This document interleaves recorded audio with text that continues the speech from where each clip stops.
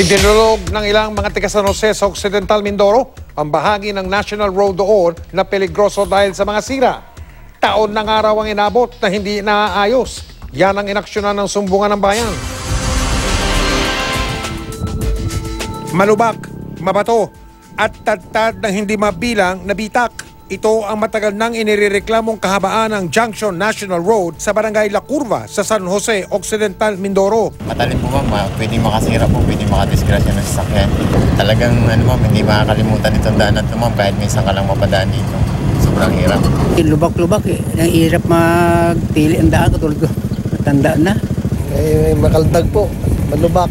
Nakakapekto din po yan sa mga bearing-bearing po. Hindi na raw mabilang ang mga naaksidente at nasiraan sa mahigit 2 kilometrong daan na ito. Lagi ako naplatan dito eh. Ay nasusundot ng matutulis sa bato eh. Ay, ganon? Ilang beses na kayo naplatan dito?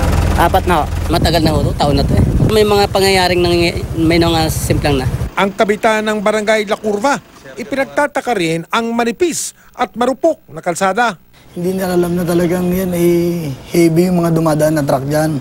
Yung simento po na medyo talagang manipis. Manipis ang pagkakagawa. At saka matagal na panahon na rin.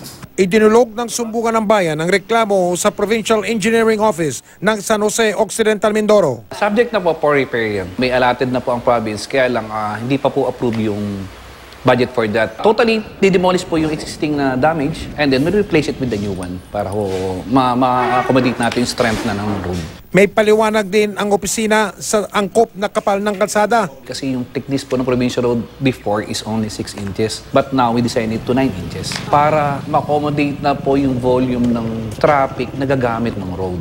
Abril ngayong taong ito, pangakong sisimulan ang proyekto.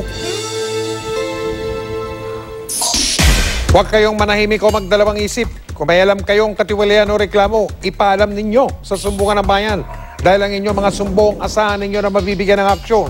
Sa mga tiwali naman dyan, sa mga kawatan at mapagsamantala, ito ang tandaan ninyo. Hindi namin kayo tatantanan.